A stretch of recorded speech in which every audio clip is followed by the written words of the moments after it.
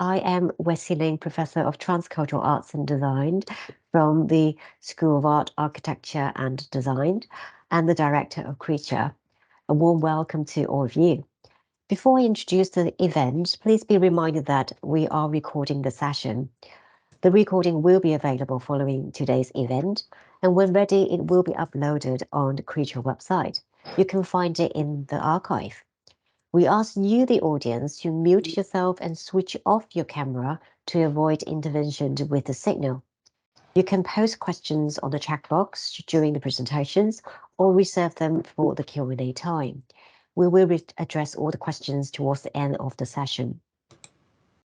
Now, Archive, Material Culture and Participation is a two-part series examining the potential of archive and the ways in which new heritage and activities are derived from its contemporary relevance. We are very excited to have two external speakers today. Dr. Ekua McMorris is a tutor at the Royal College of Art in London. Her research and visual practice explore the politics of race, memory and narratives, and belonging against the backdrop of British colonialism. Ekua worked with us in a joint Creature legislative project on Anti-Apartheid Legacy. We are excited to have her today to present the project and its finding. Justin Wong is a political cartoonist and comic writer based in London. He was an assistant professor in Hong Kong Baptist University, specializing in comic art and illustration. His research interests include political cartoon movement in Hong Kong, generative comics, and visual storytelling. He is currently a research fellow at Zurich Center for Creative Economies in Zurich University of the Arts. Thank you both for taking part in our event, Ekua and Justin. We will start with Ekua's presentation, followed by Justin. Now, Ekua is going to present to us the legacy that resides within everyday objects. The Anti-Apartheid Legacy, Material Culture, Heritage, and Now project examines the ways in which commonplace objects may be used as conduits to the past through oral histories and archival studies. During her talk, Ekua will present her research outcomes of oral history interviews of participants involved in the boycott and anti-apartheid movement in Britain, the artifacts that were collected during the campaign, and how these objects, when viewed through a contemporary lens, may produce new understandings of the legacy of the anti-apartheid movement. Now, without further ado, over to you now, Ekua. I know that I have to share the screen for you, so let me just do that. Okay, so I'll do that. Just bear with me a little bit.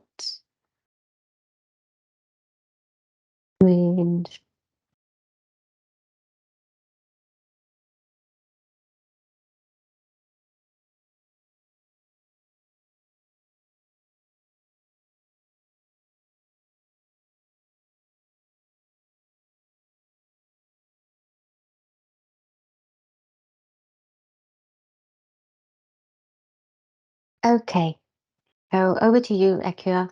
You can just tell me if you want me to move the slides. Thank you. And thank you for your kind introduction and welcome everyone. It's a real pleasure to be here. Apologies because I will be reading from my notes because of technical issues. So excuse me for looking down. As mentioned, I'm an artist and researcher with a lifelong interest. You could even call it a fascination in the relationship between memories, everyday objects, and the archive. My practice is primarily explores how objects and photographs can be used to elicit memories and histories that are often untold or unheard. The Anti-Apartheid Legacy, Material Culture, Heritage and Now project not only enables these possibilities, but also highlights the deep British connection with apartheid in South Africa due to trade deals and governance and the anti-apartheid movement.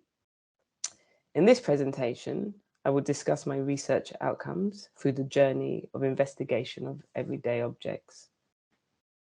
The researching of quotidian ephemeral objects produced to support the anti-apartheid movement campaign presents one with an overarching understanding of a movement that spans over 60 years. However, when focusing the lens on specific material objects, it is possible for one to delve deeper into this history, a history that not only surrounds these everyday objects, but also of the memories and testimonies and actions of the people who have collected and preserved them for future use, and thus ensuring that history is not forgotten or misleadingly told. Can you move to the next slide, please?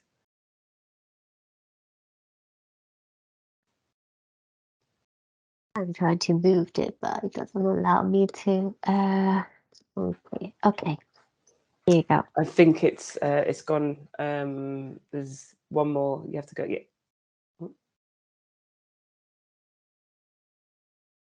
There. This one, no. No, there's one more behind. It should be the mugs, a row of mugs. Is this Thank one? you. Perfect. Right. Okay. Okay. The process of choosing and identifying objects was based primarily on their functionality as symbols of heritage that crosses the geographical and political landscapes between South Africa and Great Britain. Using this framework as a point of inquiry permitted the natural development of conducting oral history interviews alongside the close examination of these chosen objects, and allowed a greater insight of the significant value badges, flyers, posters, mugs, and even a suitcase holds in the production of generating knowledge and understanding of various approaches to the campaigning for freedom. These selected objects play a role in understanding the social history of political activism and campaigning through the close examination of their double usage, from political tools in one context and decorative accessories or intimate vessels in another. These objects are not only used or worn as symbols of activism, but equally operate as transgenerational and transnational objects that allow the exchanging of information. Most of us have handled these objects. We've all at some point drank coffee out of mugs, worn badges, had flyers and leaflets posted through our letterbox, and packed our clothes into suitcases without thinking what meanings or stories that they may hold in a different context. Working with these everyday objects for this project changed my perception. I was able to witness directly how a mug or a suitcase could become tools of activism and resistance. Can you move to the next slide, please? Thank you. Take, for example, this mug that depicts the 18-month imprisonment of Matthews, and you have to apologize. I have to apologize here in case I pronounce his name wrong, Shiwa, for having the words "Release Nelson Mandela" inscribed on his mug. The absurdity of such a punishment is beyond rational thinking, but it demonstrates the fear of the power that this silent protest may hold. This mug was produced in support of both Nelson Mandela and Matthews and all other South African and Namibian political prisoners. This mug, though addressing the injustices in South Africa, was made for the people in Great Britain. As you can see, written alongside the handle is Brent Anti-Apartheid, and Brent being one of the most diverse boroughs in London. Next slide, please. We cannot discuss Britain's role in the anti-apartheid movement without considering Britain's relationship with apartheid in South Africa and other Southern African countries. As mentioned, Britain's relationship with South Africa reaches as far back as the 1800s. This relationship was based on governance, trade, particularly as Britain benefited from the mining of gold and diamonds, the importation of South African produce such as fresh fruit, wines, and canned goods. The selection of flyers by anti-apartheid movement campaigners calls on the British public to boycott all South African produce, of which the boycott movement was born out of. This is just a tiny selection of such documents that address the boycott movement and the impact of buying South African goods, as it allowed the South African government to maintain its dominance over the Black African population. And they are great objects to examine as they contain clear and nuanced information. Next slide, please. Take, for example, this flyer that calls for a month-long boycott of South African goods between the 1st and 31st of March 1960, and supported by organisations in the UK such as the TUC, Christian Aid, Labour and Liberal parties. And as stated on the Forward to Freedom website, the boycott month was the biggest anti-apartheid protest of its time, until the organising of mass anti-apartheid movement events in the 1980s.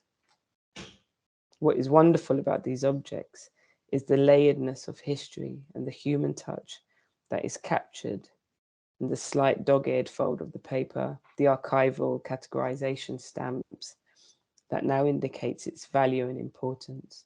Leaflets like this one, would have been handed out to thousands of people all over the country in the lead up to the rally on Sunday, the 28th of February in Trafalgar Square in 1960. When examined more closely by highlighting or extracting key pieces of information, the message can be read in a way that links the relationship between Britain and South Africa. Next slide, please. For example, at the forefront is a direct message in Great Britain, backed by. What lies faintly behind in red are the stamped words, "Please return to library." One could easily read over these words and take them at face value and end it there. However, when looking at these objects more closely, one cannot help but view the double layering of information. As Christopher Fletcher writes, in Everyday Political Objects, from the Middle Ages to the contemporary world, the usage of these familiar objects, primarily categorized by its value, might acquire a new meaning and a distinctive political use. In some ways, the highlighted message is a reminder of where this historical event is geographically located. For another way to read it is, "Please return to library in Great Britain." It is these visual and historical threads that captures the maintained relationship between South Africa and Great Britain that this project is navigated through. Next slide, please. Another great example is this "I Accuse" leaflet that contains Nelson Mandela's speech to court. Though his words are important, it is in this instance that I again focused my examinations of the words and stamps on the cover of this document. When I first saw this leaflet in the TUC archives, I was captivated by its message written at the bottom, "When you are finished, please pass it on." And it had literally been passed on some 60 years into the future and into my hands, albeit temporarily. Next slide, please. Parallel to the boycott movement in Britain, the South African government were conducting a big drive to bolster its white population and would send recruiters to attend graduate fairs, inviting students to immigrate to South Africa where land, employment, opportunities and housing was available. This poster was created by the Anti-Apartheid Movement, depicting the reality of migrating to South Africa, and that though some would live in the land of opportunities, behind the wall of the regime was another reality for some. So I'm going to play, if you don't mind, there's a speaker function on the slide. Yeah, I was going to play a clip from an interview with Christabel Gurney that explains the recruitment process.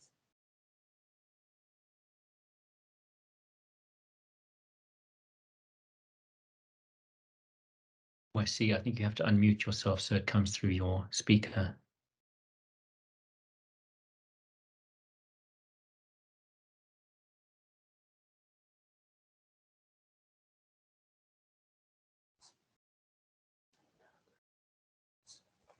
If it's not working, we can move on. All of these materials will be found on the website, on the Padlet page of the Anti-Apartheid Movement website, so we can share the link so that you can hear these clips. Can you not hear that because I already unmuted myself? No, I can't hear it. Like, I can hear it from my computer. I'm sorry about that. I think everything is on.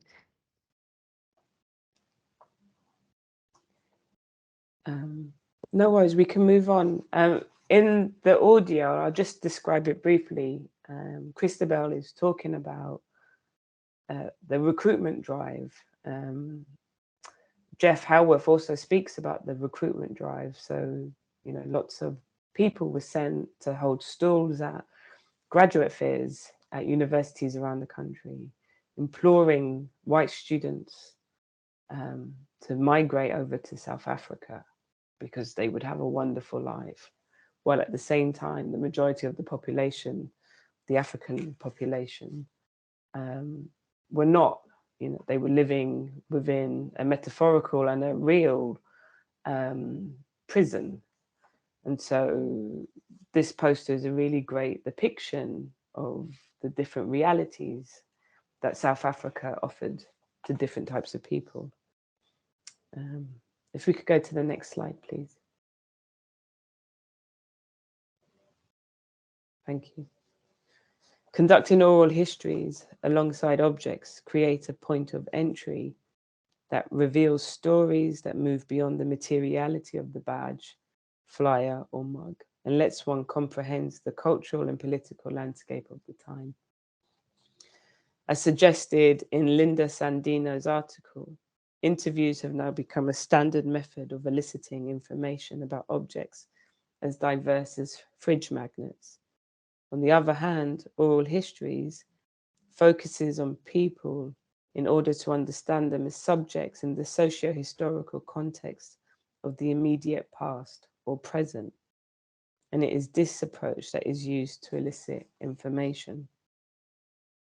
I had the privilege of interviewing and recording the oral histories of a few key figures involved in the anti-apartheid movement campaign in the UK, such as mentioned previously Christabel Gurney, activist, historian, and editor of the Anti-Apartheid News between 1969 and 1980. Tom Bell, who was recruited to smuggle into South Africa bucket bombs, harmless devices that exploded ANC leaflets into the air. Jeff Howarth, London Met academic, liaison librarian for the TUC library collection, which holds much of the anti-apartheid movement materials. My initial meeting with Christabel enabled the examination of her archived collection of anti-apartheid movement materials, stored in old shoeboxes, on shelves, in chest drawers, cupboards are posters, flyers, badges, mugs, t-shirts, and hats that address the complex nature of the movement. The number of badges that Christabel held in her collection spanned an array of affiliated supporters of the movement, from the TUC, the women's movements, the South African Congress, trade unions, and Haringey and Brent councils, to name but a few. These objects captured the levels of which the anti-apartheid movement campaign operated in Britain. Next slide, please.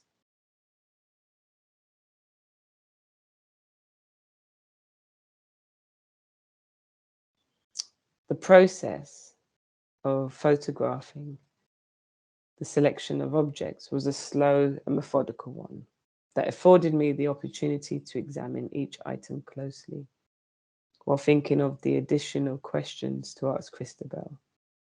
The no to Botha badge stood out because of its direct message denouncing P.W. Botha's imminent visit to the UK by joining the 2nd of June demonstrations.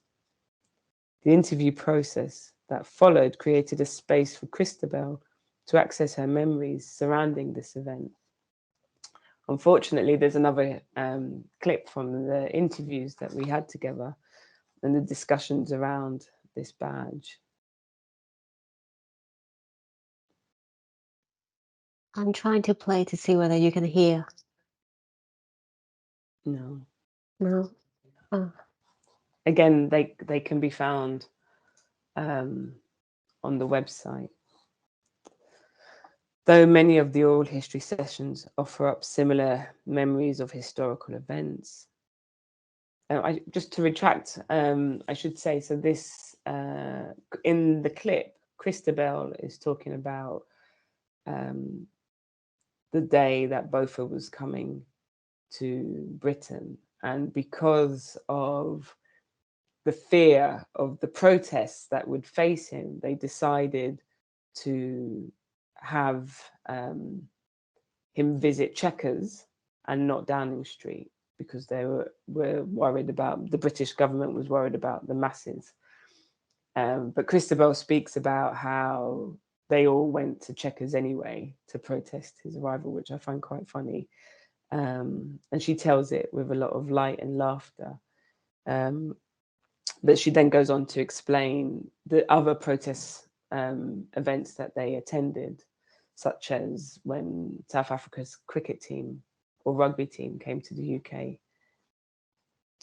So though many of the oral history sessions offer up similar memories of historical events, adventures, fears, and the seriousness and importance of the anti-apartheid movement campaign, each of the separate recounting of events directed the trajectory of the research into deeper understandings of the involvement of the individuals and the importance of the material objects that had been collected, as well as their connection to history.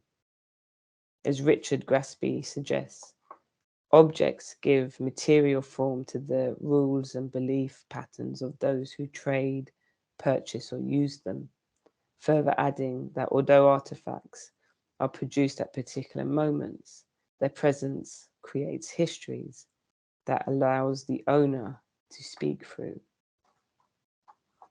Can you move to the next slide, please? So this is an image of Tom Bell's suitcase. And Tom Bell and his brother Ron were recruited and sent by Ronnie Casrills to South Africa. And this very suitcase is the one that Tom used to smuggle banned materials into South Africa so that he and his brother could create and detonate bucket bombs filled with pro-ANC leaflets. Next slide, please. Yeah. Again, I would share, there isn't an audio clip for this slide, but on the Padlet page, on the Anti-Apartheid Legacy website, you will find the Padlet page where you can listen to the full clips. The discussion that Tom and I had is about 9 minutes long, and Tom is speaking about the whole process of being recruited and then journeying to South Africa, where him and his brother would fill the bottom of the suitcase with counterband materials and some incendiary materials so that they can set up a bomb, a leaflet bomb. So it was quite light in its detonation that would explode leaflets around the city in the hope to remind the South African people that were still there that the ANC, though in exile in places like London, was still with them. And I just find it absolutely fascinating. So the cardboard piece that you see on top of the suitcase is what would have created the barrier between the materials that he had smuggled over and his wardrobe as such. Next slide, please.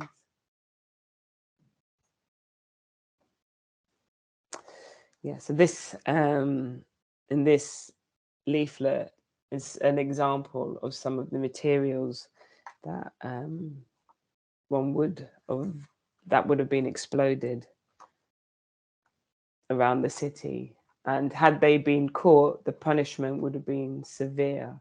And he goes on to speak about the act of setting up a bomb, putting it in the basket of a bicycle, and a police officer walking by. And the absolute fear that him and his brother felt at that moment, because they thought they were about to be stopped, even though on the basket of the bicycle it says beware explosives, but the police officer hadn't noticed it at the time. But had they been caught, it would have been he would have spent many years in prison. Yeah. So the leaflet is an example of what Tom would have carried in his suitcase. And though there are small collections of materials and objects in private hands, the main anti-apartheid movement archives were donated to the Bodleian libraries in Oxford. So if you could move to the next slide, please. With some of the materials added to the anti-apartheid movement digital repository, Forward to Freedom, which was created jointly by Christabel Gurney and Jeff Howarth. It is through the oral history interviews that my investigations led to the examination of these materials in the specials collections in the Bodleian, where I was confronted by the deeply insidious nature of the apartheid regime that went far beyond the exciting yet important stories of protesting outside of supermarkets. When requesting items to view on my visit, I had by mistake ordered a box of restricted images. Contained within several archival boxes were black and white and color images of the heinous destruction of human life, from mass graves to the murdered bodies of young African men and women, looked upon with triumphant disdain by police officers and soldiers alike. The awareness of being a witness to these events that spanned back across time felt incredibly painful and albeit very important. And I can't show these images because of their content. They're horrific. And I was absolutely, and the words, I can write the words and I can speak the words, but I don't think it's enough to convey the magnitude of seeing those images, knowing and growing up around the anti-apartheid movement. It was such a shock because what I was aware of was the boycott movement and the badges and the protests, and not this other side of what was happening in South Africa, this reality that children who were my age at the time that I was aware of the movement were dying in. And seeing the enormity of these images was, it took me a long time to decompress after viewing them. But as I mentioned, I felt like I had to witness them in that moment, the importance of them, that I can't look at these everyday objects without also looking at this other side of this history. So what I've done, and if you can move to the next slide, please, is to then create new images out of these two existing realities, images that I've called a distance between brutal violence, because it doesn't allow you to access what has happened or what was happening at the time. So this image is the poster that inviting migrants, white migrants, to South Africa. And superimposed with it is an image of a soldier holding up a knife in what I think is a training camp. And he's holding up quite a large knife in a gesture of pleasure. And I found this image to be quite overwhelming, even though there was no death, because of what it implied. He's holding it up in a position of attack, but you can't obviously see it here, because I wanted to not allow the viewer to have to go through that process of or necessarily witnessing something that they didn't choose.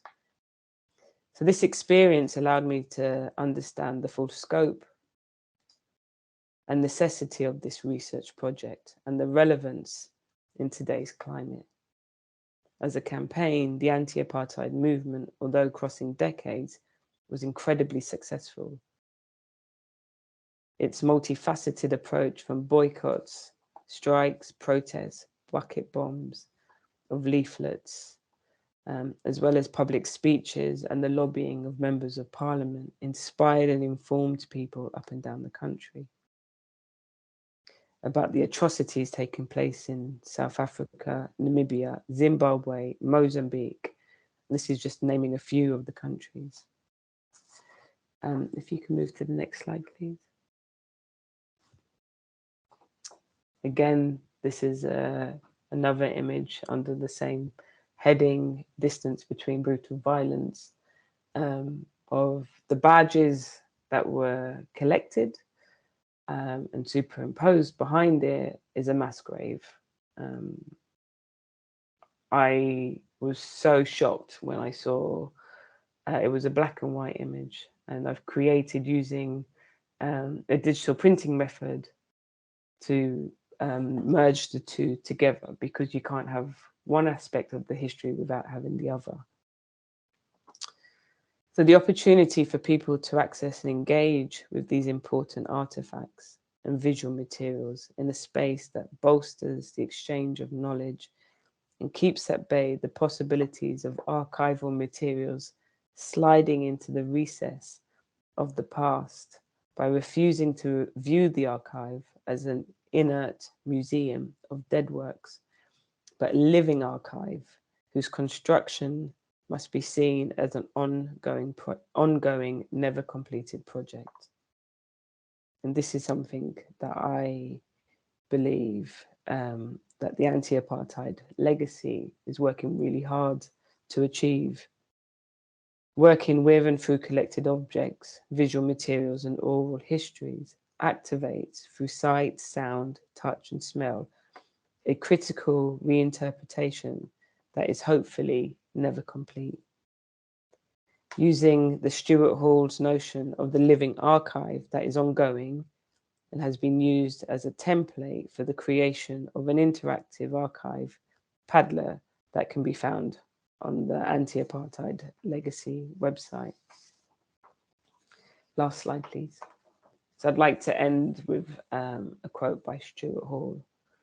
Constituting an archive represents a significant moment on which we need to reflect with care. It occurs at that moment when a relatively random collection of works whose movement appears simply to be propelled from one creative production to the next is at the point of becoming something more ordered and considered, an object of reflection and debate. And it's with this research that I've hoped to begin to achieve an object of reflection and debate. Thank you.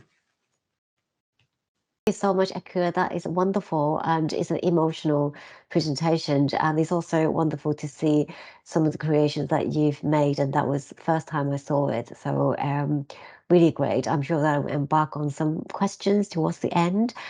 We can leave it for a while, but thank you so much. That is absolutely fascinating. Thank you. So we're going to move on with our second presenter, Justin Wong. So Justin is going to present the birth of new symbols, a visual documentation of Hong Kong. Justin will share how artists use graphic images to document the 9-month-long protest for the anti-extraditional bill in 2019 Hong Kong. Artworks, especially illustrations and cartoons circulated around the internet and the lantern walls over the city, played a surprising role in recording the protest scenes inspired by photojournalism. Various graphic forms such as cartoons, pictogram, and infographics were employed in over 7,000 words collected. During the presentation, Justin will showcase examples to illustrate how artists captured the decisive moments in the protest and turned them into a series of visual symbols with the help of the dynamic exchanges among the audience, protesters, and the press via social media. The study is an ongoing research to investigate the new political cartoon movement in Hong Kong since 2012. So again, without further ado, I'm going to pass on the stage to you, Justin. Hi, everyone. Thank you very much, and thanks, Wessie, for inviting me to this talk. And just a brief introduction of myself. I used to teach in Hong Kong, and I moved to London more than a year ago. And now I am still working for, I'm also a political cartoonist, publishing my daily works for a newspaper in Hong Kong. At the same time, I am still working on the research that I'm going to share today. So maybe I can share my screen right now. Okay. All right.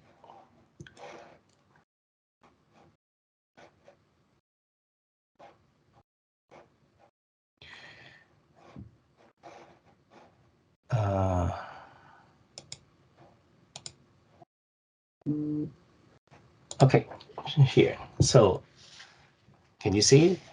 Yep. Okay. Well, today I'm going to share an image archive that is the outcome of a collective creativities from people of Hong Kong during the we call it the ELAB, that is the Anti-Extradition Law Amendment Bill movement in Hong Kong in 2019. Perhaps you have heard about it, but maybe you don't know the details. I'll give a little bit background about this movement a few slides later.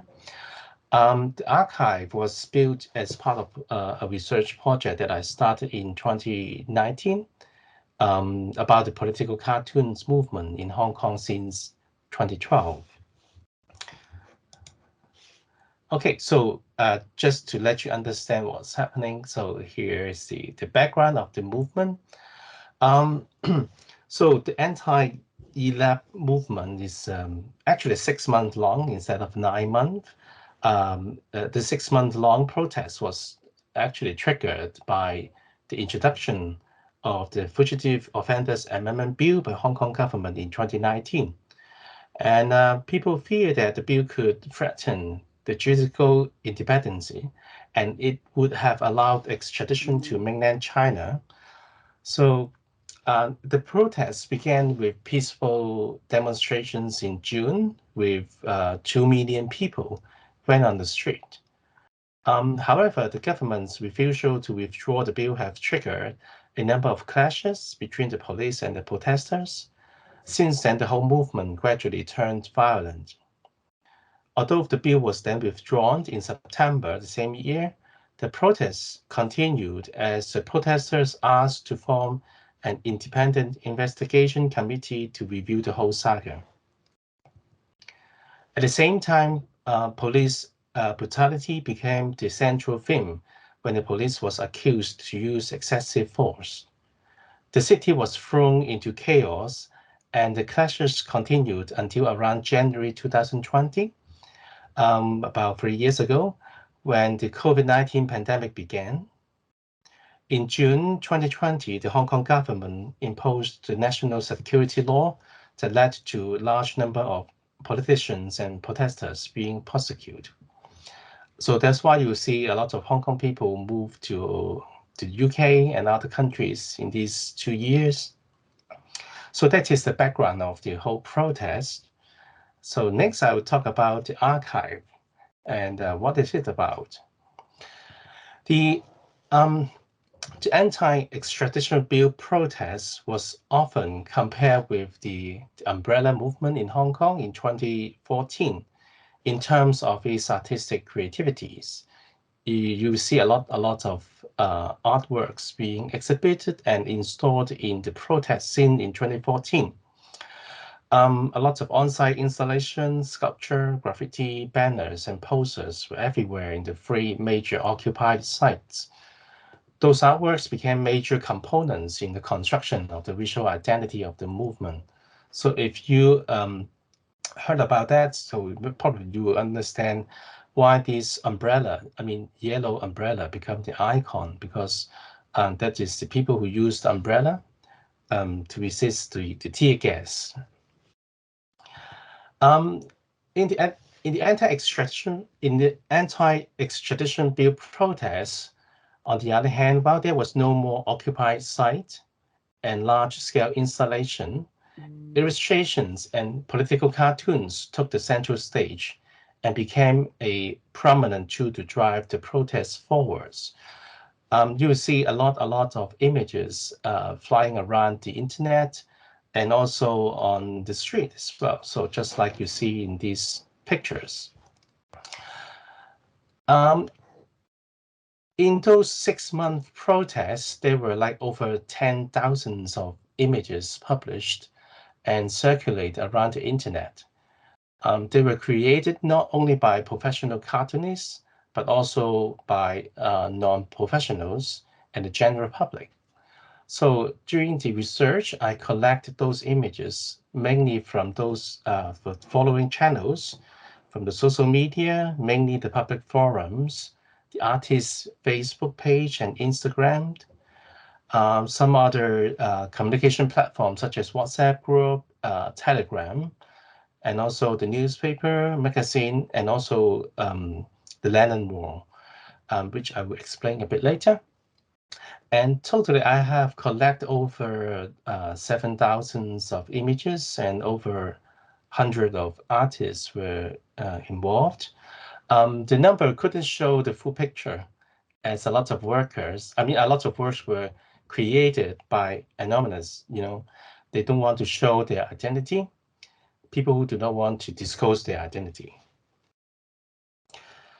And these are the different groups of cartoonists or illustrators that participate in the movement. For example, we have editorial cartoonists, online political cartoonists, non-political illustrators, the creative public relation team in the Telegram group. What is that is, during the protest was famous for its leaderless style, which means there's no leader at all. People, how do they organize themselves? They would just join some public Telegram group, and a lot of people, they will assign themselves into different groups. For example, if you're good at design, if you're good at art, you will go to this creative and public relation team, which is responsible to do promotional materials or posters or banners, such things like that. And we also have non-professionals and other cartoonists overseas. And one reason why so many people has participated was due to the way how the artworks were published and circulate. We can see the works mainly from the social media, Lennon walls, and also the mobile device. I can explain a little bit how they're different to the past. For example, in the social media and Telegram, in the past we see artists. Usually, those artists were quite famous. They have a lot of fans in their page. Usually, when they share their works, they would just share the works in their page. But in the protest, they will share the works to a rather public or image pool in the Telegram group or other like Facebook or Instagram, that they would just put everything they create into the group, into the image pool, and then the image pool will be distributed to different users. So the image pool will be like a lot of works, even by non-professional artists. The second place that I collect the works is from the Lennon Wall. The Lenin Wall was first seen in the umbrella movement in one of the occupied sites. It allowed the general public to express their views using sticky notes, banners, doodling sketches, and posters. And then the protesters set up Lenin walls across the city, and they became the new battlegrounds for public opinions. And then you can see some images of this public display of the works. Some are rather like a street art. And it's like everywhere during the time when you go on the street, even like not in those main sites of protest, you can still see these kind of images around the city.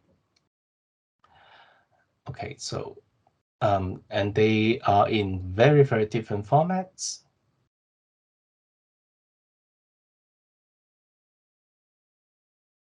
All right, so actually there is a video that I found on YouTube that is showing one of the tunnel in the city that has been turned into Lenin Wall. So maybe I can quickly show it.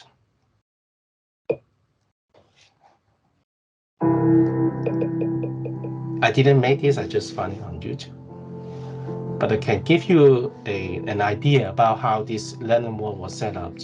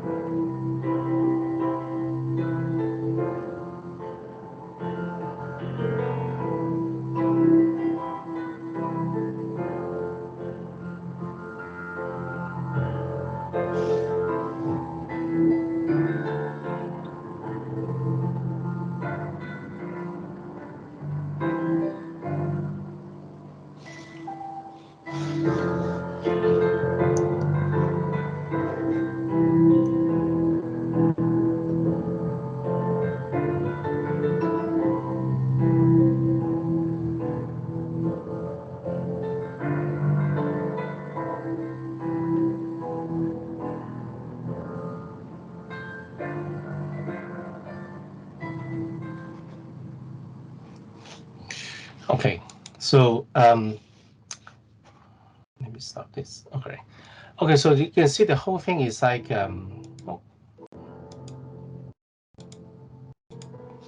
maybe I can just skip to the next slide. All right, so it was quite stunning. I mean, if you look at the view that all the works were created by general public and no one organized it. And people would just put in all the materials, all the sticky notes, pen and pencil, and all those materials needed, and then put it on the street so anyone who passed by can join and participate.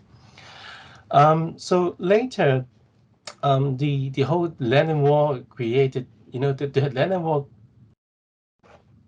created a huge impact as they allow people, especially the older generation who do not use social media, to understand what's going on. They realized the importance to use physical space to promote their ideas.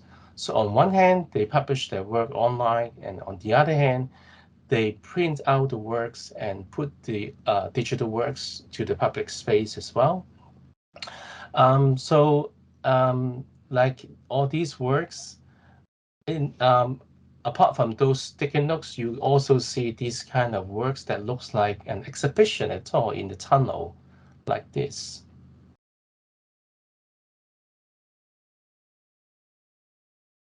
So all these works were created online. Originally, it was posted online, but then the general public just download it and print it. And you can see some of the works are even like in this scale, which was quite stunning. And you could argue, or you could ask, I mean, how can they do that? It is because a lot of works were created by graphic designers, or they work in the industry, where they upload their works to the public, which is ready to be printed in this size. So it is not like a normal, linen wall that you see putting sticky notes, but also just like a very, very professional works. And like some interesting examples like this, because there are some works that could be done by using sticky notes like that. So like this little cutie piggy icon. Some, the artist or designer will just create this kind of file that allowed people to download and follow this kind of grid to recreate those image on the street, on the Lennon Wall. So you can say that the Lennon Wall become the extension of the social media. So in this way, the impact of the works was enlarged. Such hybridity of online and offline space became a new venue for the protesters to promote their ideas. And the third place that I collect the works, or the works being circulated from the mobile device, which I think is also very interesting.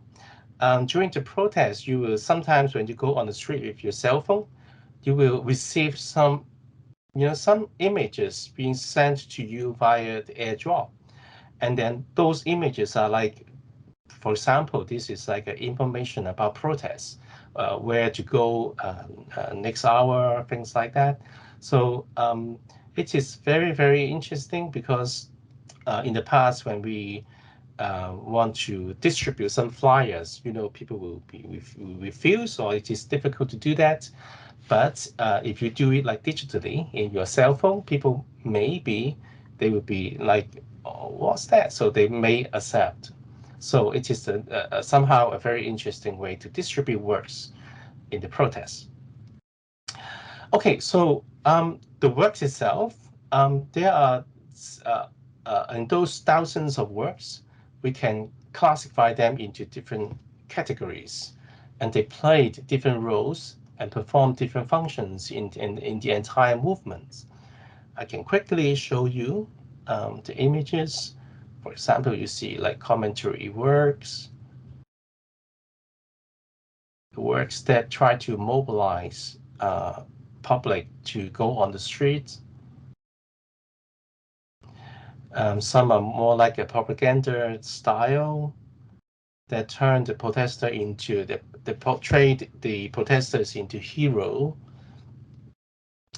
And this type of work is very interesting. They were used to promote some tactics, or like some instructions to the protesters. For example, like this one is showing like online, which is when you're on protest, you should dress like that.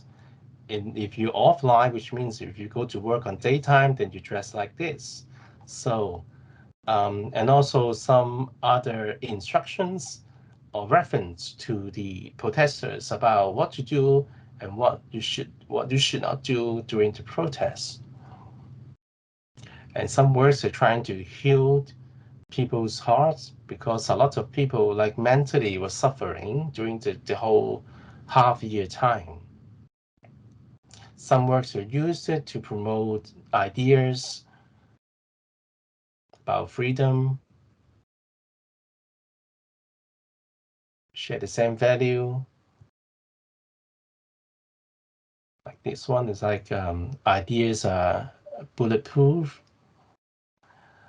Some works are used in the form of infographic.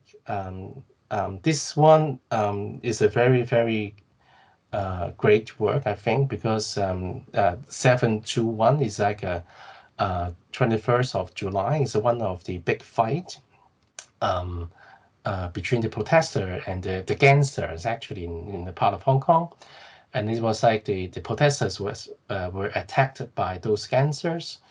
And so one designer is trying to recreate the whole incident using infographic like that. Yeah. And one type of works is also very important, is that they try to act as a reporter to document some important scenes. So these are the works that the artists recreate the image or the scene from the news report or from the TV screen into illustration like that.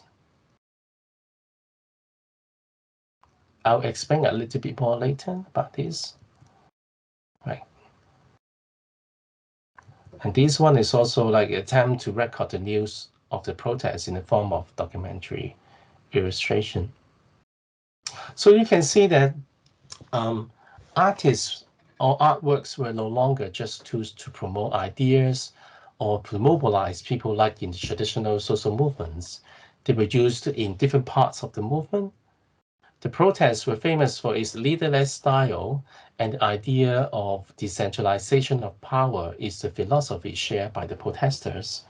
So in such context, artwork has become the linkage to connect different parties. Because in the whole movement, they don't believe in leaders. So there was no leader at all. So how can they organize themselves? Is by using Telegram group and some social media platform. And they often use these kind of images and illustration to communicate. So we can see that the artists has become the facilitators and communicators in the whole movement. This image is actually created by an artist who's actually depicting different types of people. They're playing different roles. For example, this one is one trying to attack, right? This one is trying to do, the bomb. And this one, like, for example, is about materials. This one is about technical support. And this one is the artist or the designers who is doing the promotion. So they organize themselves in a Telegram group. So that's why you see so many different ways, different types of works, because these type of works, they fill in different gaps left by this leaderless style. Okay, so the last part, so these are the some description of this archive. So what to me, I mean, because this is such a huge number of works, a lot of things could be discovered in this archive. But one thing that struck me a lot is, and also I think it's very important, is that it helps us to understand how new symbols were constructed. In 2014, during the umbrella movement in Hong Kong, we saw a lot of visual graphics become symbols of the city, right? If you know a bit about Hong Kong, we used to use this mountain in the city. We call it the Lion Rock to represent something like we call the Hong Kong spirit. But such symbol has now changed or evolved. Like now the yellow umbrella becomes so prominent after the umbrella movement. so that you see that the lion rock is no longer just the lion rock. So this one is very interesting combination of the umbrella and the lion rock. In 2019, same thing happens. I mean, in even more intense way. If you were in Hong Kong by that time, you should have experienced a very, very intense atmosphere every day, not just from the images from the news report, but also in the social media, in your WhatsApp group, you go on the street. The visual impact was so strong, and those graphics and images were gradually implanted into your brain, and it became the city's collective memories. So I've never experienced such a strong visual experience in our everyday life in the past. So it's like everywhere. You at home, you go on the street, you go to work, you see all those visual graphics everywhere. And during the time, we saw a lot of interesting symbols emerge, and they could be classified in three types. One is the works that capturing the iconic moment in the movement. Second is the symbolized object and the use of avatars. So there are quite a lot of works that try to recapture certain moments in the protests. For example, this one trying to portray the scene when the protesters broke into the Legislative Council complex on the 1st of July. This one is used to recapture a moment that there's a big fight in a shopping mall, that a woman, a lady who's supposed to be shopping there was captured, and the artists recreate that scene. And of course, you can see the artistic treatments from the artists, and also some added message to it, like this one. It's like these protesters were attacked by the police, and of course, the whole scene was exaggerated. But the effect was like the whole impact of the original news image were enlarged. And people, then those images become, very, very iconic moment in the whole movement, like that. And some of them are quite showing the soft sides of the protests, like that. Protesters like kissing in public. Second types of symbols, like coming from like symbolized object, like the yellow raincoat that was captured from one of the protesters who committed suicide, who was actually the first protester who committed suicide. And also the tear gas mask, like this one is trying to convert this symbol into a Chinese character, means winning. And just quickly showing it, like some, the flags. And also this one is created by a Taiwanese designer who changed the Hong Kong character, Hong Kong. When you turn it to the other side, it becomes like add oil. So like it's like the same character, but when you turn it, like flip it this way, it becomes another Chinese characters. So whenever you see, people with these icons on the as a tattoo in the T-shirt, you know what camp they're from. The last one is very interesting. During the protest, you, apart from those raincoats and tear gas masks, you also see some very, very funny characters. For example, the Pepe the Frog. It was used to portray people from different camps. It's everywhere. When you ask me why it becomes, part of the characters in the protest, I think no one actually can give an answer, because most of the protesters were youngsters. They often like to grab things next to them. If they find it funny, they would just use it. So apart from this the Pepe the Frog, they also use a very interesting character called Lee, L-I-H-K, pig. I don't know how to pronounce it. Because this is just a very, very generic emoji used in a public forum. They just grab it and turn it into a big, big, big character in the protest. So when it first appeared in the London Wall, it became, big hit. and it appeared as internet meme. So you see how they we appropriate works from master paintings into works like that.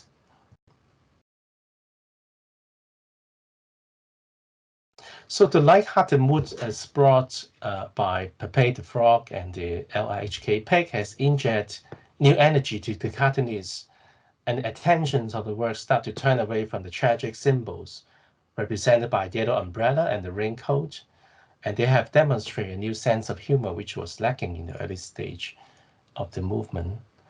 And these two characters has like a big contrast to the mask of Guy Fawkes that we used to see in protests from the V for Vendetta, the graphic novels, because I think the idea was that using a mask during the protest was, of course, they want to hide their identity, but at the same time they want to show that anyone can join. When you see the so many images created by general public, it's just showing a message saying that anyone can create works during the protests. So that's why you see so many works appear in the whole movement.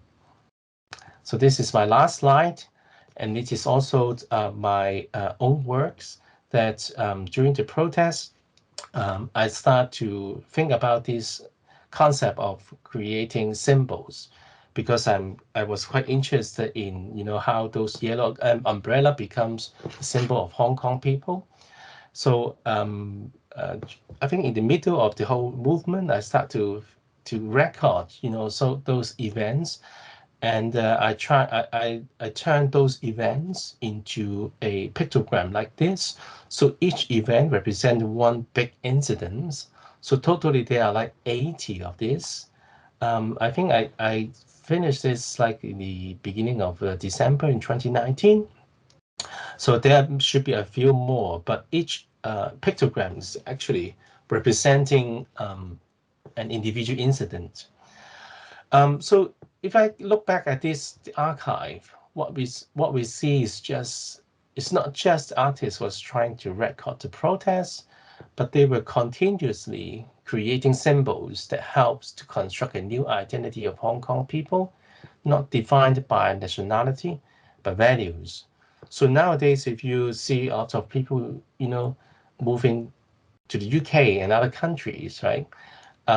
Sometimes if you see them on the street with their T-shirt or like in their cell phone with the logo of like Hong Kong, then you will know where they come from, and those icons, those graphic icons, become a very, very important totem to them, and like a how to say, simple that support them and to connect people, even they're apart.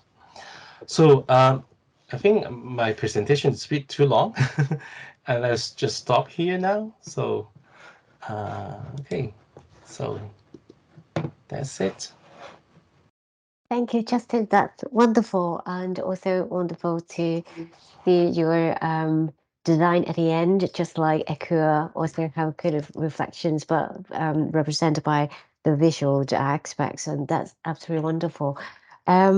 I think there are some parallel between you both presentation, isn't it? Because at one point, I think Justin, you're still in the kind of the very moment of collecting all these materials and trying to make sense out of these categorizations, but at the same time being somebody who is involved in the movement and also being the creative side of it, you've also kind of become part of that creations. You've also become part of that symbols, and Ekua's you're revisiting an historic event, which somehow through these materials and through these objects actually recur some of those incidents which you may not have been experienced at that particular time. So both of them actually steering memories and very painful experience at the same time. So that is really kind of telling. I can see the emotion that kind of comes in both of your presentations. I know that we are actually short of time, but obviously I wanted to give time to the audience to ask questions before I provoke anything. But before I do that, I think that would be very helpful because I forgot to ask Ekua whether you can share the link of the Padlet to the audience, which you've actually mentioned in the presentation. And I think the Padlet is already public, so there are many of those clips which was not in the presentation, but actually could be heard through the Padlet. And also there are quite a lot of more of those objects that has been put forward as well. So maybe you can't post it on the chat box. So then, yeah, that's great. I can see that I'll do now. that. Perfect. Oh, actually, Matthew already posted. I just saw it on the chat box. So just to kind of divert to the audience now, that there was a link which has been posted on chat box now. It is a Padlet where Ekua is presenting the findings Are you for her available project. tomorrow? Oops, somebody's might have to mute your microphone. I'm flexible tomorrow. What time are you? Oh dear. Right. So I could do. Right. Well, see, just to let you know, my chat box is not available. Okay. On the chat. Okay. So it's only that's available to team members. right. Okay. So Matthew also sent me a message that the audience may not see the chat box. So I think that we might have a problem with that. But I think what we can do is perhaps we can email to the audience that which are here, so we can at least have a follow up on that. That's something that we won't missed it. But one thing about Justin, you are in the process of putting together all these gigantic materials. You've got over like 7,000. I'm sure that you are still Wow. collecting. And is there, I mean, I know that there's also issues of securities and all this. So is it something that that would not be able to share in the public for the time being, or what are you going to do with the archive? Well, yeah, I would say it's a very sensitive materials because of the situation in Hong Kong, that after the national security law was imposed, everything could be dangerous. So when I collected the images, of course, it was in 2019. It was totally fine, and I interviewed quite a lot of artists by that time, and they were happy to share their works. But at this moment, it would be I have to be very careful about how to deal with this archive. So that's why in the presentation, I try not to disclose the artist's name.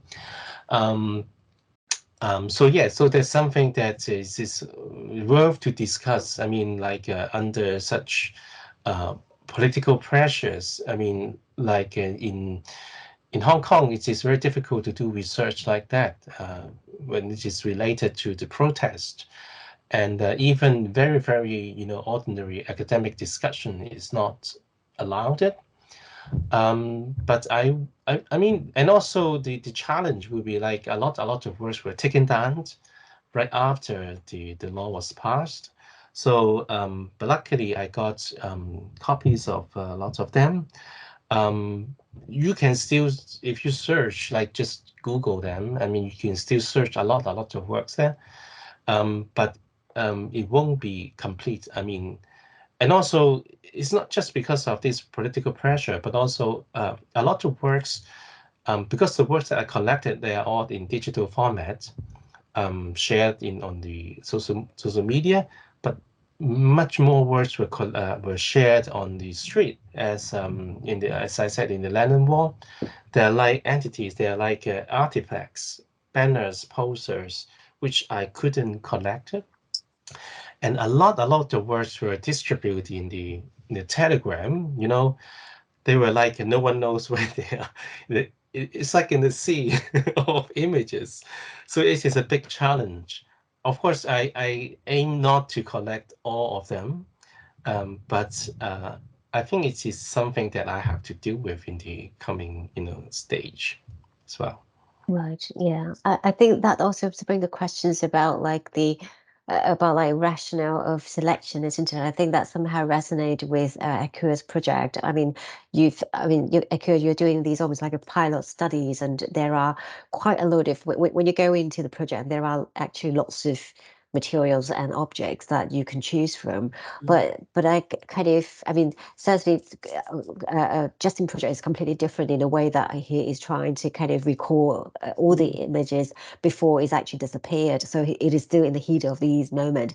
But for yours, it's actually looking back in history, and the way that you do pick up these materials are something that is somehow not just about emotional value, but also that you've imagined that it has a kind of social, cultural, and impact on heritage with the communities. Can you talk to us about the rationale of selections and how you depict and categorize these material? It's really interesting how when a conversation starts, it's always quite open, you know, and you kind of have to find pinpoints that you can hang on to. And I think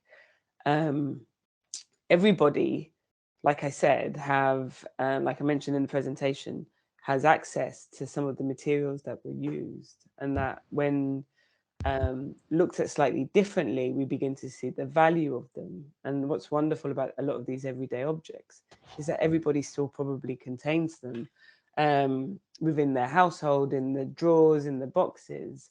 And so that makes it very personal, because there's a sense of ownership, but also an unknown sense of seeing the value. So I don't know if you can see it here. Oh, you probably can't. I've got a badge of Angela Davis. Yeah.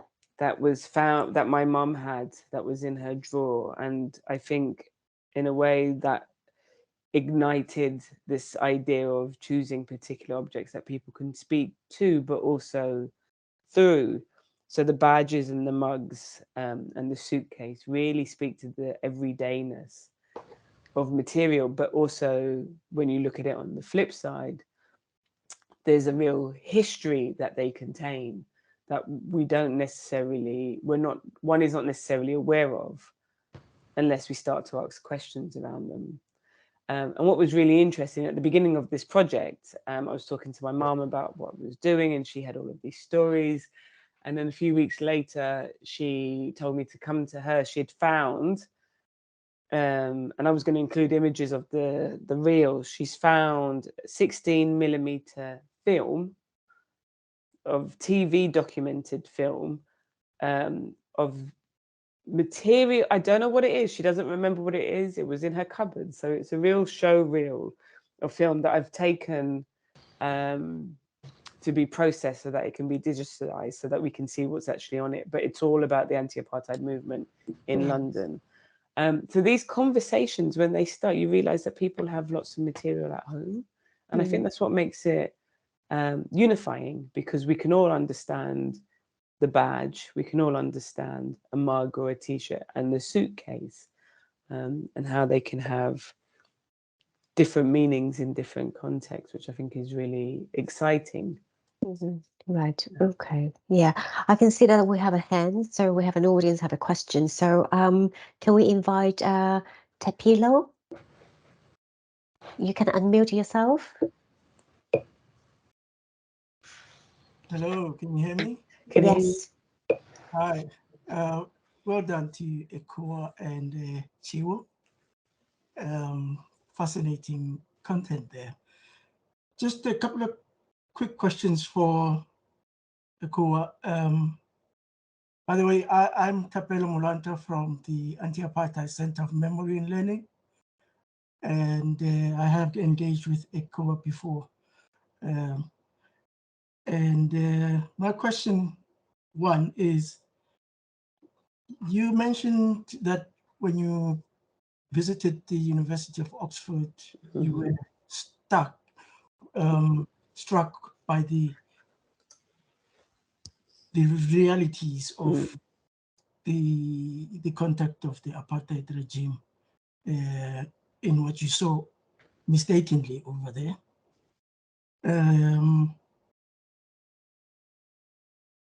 I've been to Germany and I've been to Poland, visited the Auschwitz site, where in a similar manner you are faced with the reality of the Holocaust when you walk through those chambers. And I was just thinking that you've been to South Africa yourself. Do you think then that when you were in South Africa, you did not really get the real picture? Was the struggle for liberation romanticized in a way for you? And because I find it interesting that the real picture only struck you when you visited Oxford and not when you were in Soweto itself.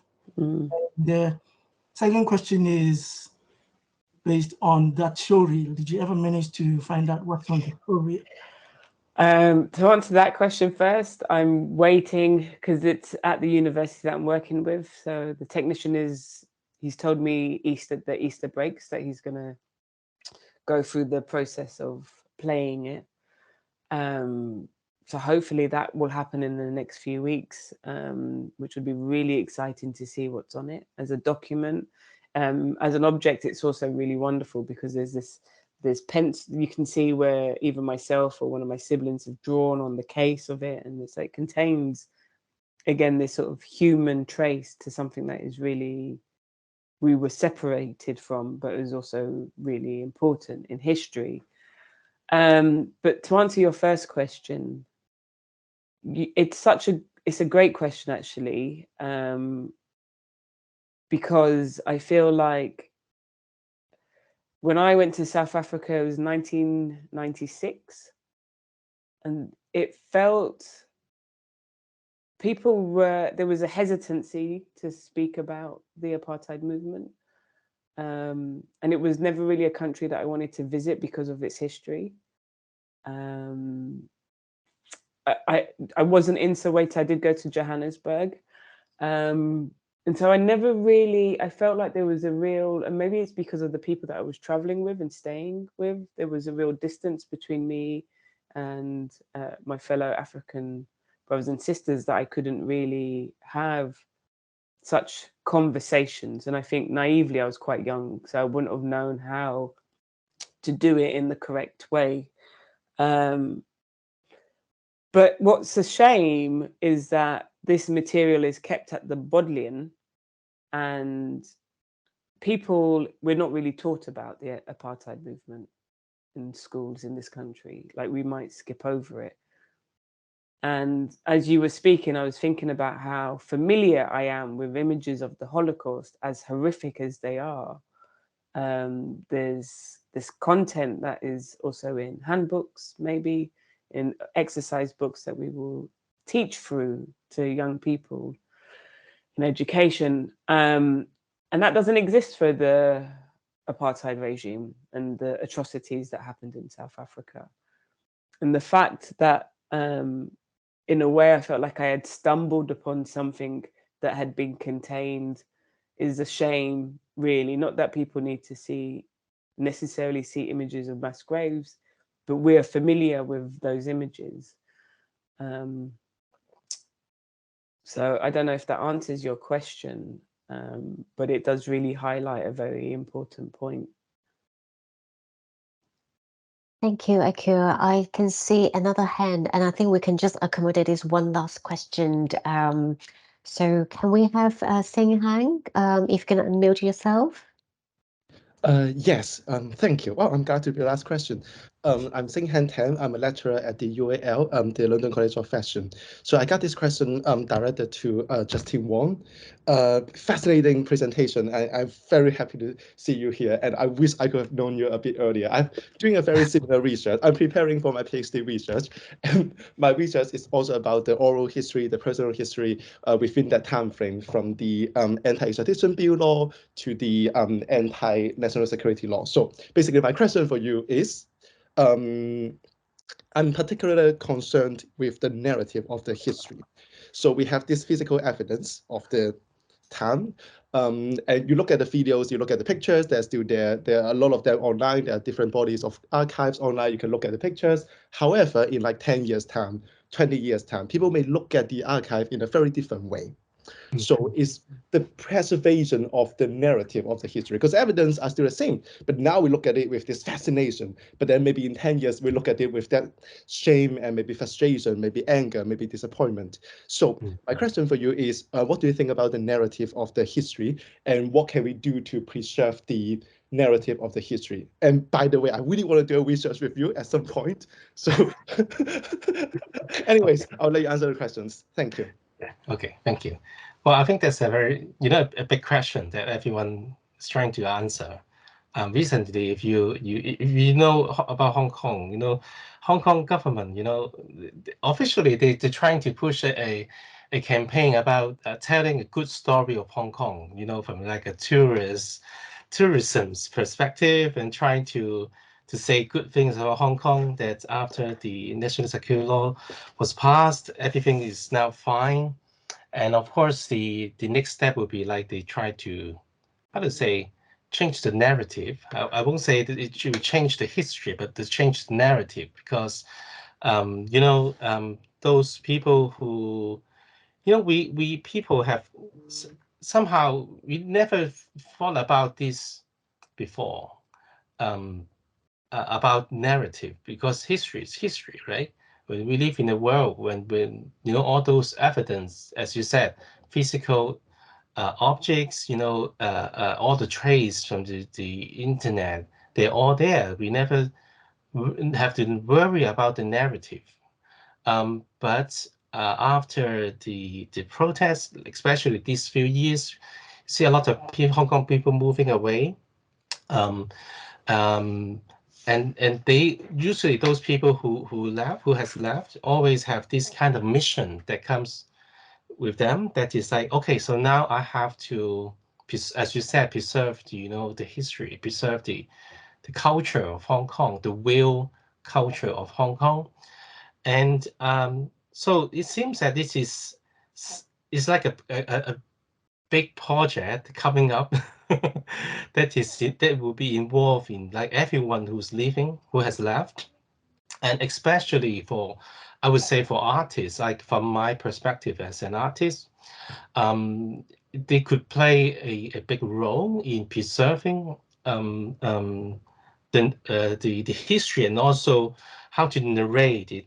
I understand that, like, this kind of narration or perspective could change in 10 years' time. Even if you're protesters, you were involved in the movement, you have a very clear stand about what is good and what is bad, or they did something during the time. Maybe in 10 years' time, they might regret, or they might change their perspective too, because it happens before, right? It also happened in China in the June 4th incident, people would change. I mean, but we're not talking about like this kind of change of perspective, but there are some facts that we have to really to keep it and show it to the next generation. So, and I think, yeah, artists, I think a lot of the artists right now is doing that. You see a lot of documentary film. Recently, we have this Hong Kong Film Festival in UK, and they're showcasing quite a lot of documentary film about the protests. I think those are very important works. And also, but I think I'm also very open to the whole narrative things, because I don't believe that, okay, so this is Hong Kong culture, so this is, if you look at it, all the symbols, they're evolving, right? As I said in the beginning, the Lion Rock, it represents Hong Kong spirit. The Lion Rock in Hong Kong is representing Hong Kong spirit, but now it has extra meaning, because if you remember one of the slides that I showed during a few years ago, there were some protesters hanging a gigantic banners in the mountain. And then the meaning of this Lion Rock has changed, right? Because you have added value, added meaning. What I said today is about the construction of symbols. We also, this kind of symbol is also, I would say these symbols is also changing as well. In 10 years' time, we may have new symbols about this incident, and I'm really excited about that. Like Hong Kong people moved, for example, moving to the UK. I mean, yeah, I'm preserving the history, preserving the culture, but at the same time, I think what we have to do is create new culture, new symbol. Yeah, that is like based on, of course, all those facts, all those truth has to be preserved, but how to narrate and how to, that construction, a new identity, things like that. I mean, I'm pretty open to that. Yeah, I'm not sure if I answer your question. Thank you, Justin. Yeah, think I'm sure that we could have more conversation on that. I think this is a very good questions about the narrative perspective and the ever-evolving emotions and memories, and that is something that I think, well, Ekua's said it very well at the end of Stuart Hall quotes on the living archive, and I think the archive is not a dead entity, but is actually constantly evolving, and wherever it is that, well, it disseminate emotions, memories, and new trajectories and new perspective to different generations. And that is something really beautiful to kind of wind up this session in a way that we know that this is not the end game, but actually there are a lot more to come wherever we're going to revisit, and the archive is constantly giving us new insights.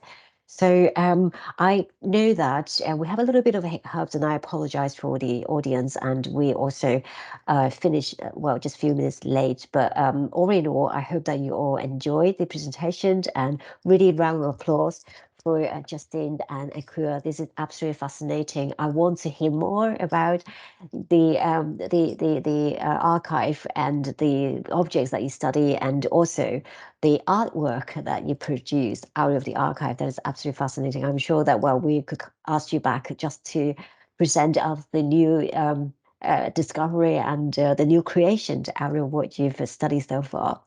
So thank you so much for these fascinating presentations.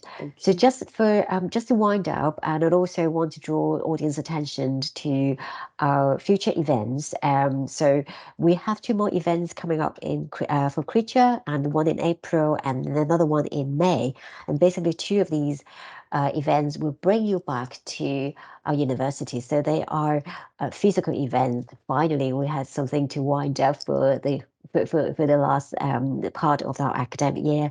So the April event is our Making Matters exhibition, which we will soon be putting up the Eventbrite on our website, so do watch out. And this would be an exhibition as a second version of it. Last year we had the exhibition with many of our colleagues exhibiting work from visual arts to sculptures to design and photography. So this year we have our new edition with more works coming in as well, so do watch out.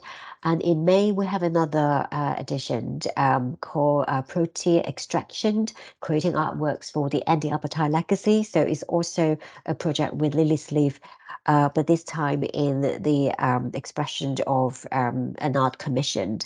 So the creators will come over to talk to us about what they created for these special commissioned for the Anti-Apartheid Center. So I think I'm going to wind up for today, and thank you so much for the presenter and also the audience joining us. So I'm hoping to see many of you back for next time. Bye-bye. Thank you. Bye-bye. Thank you. Bye-bye. Thank you.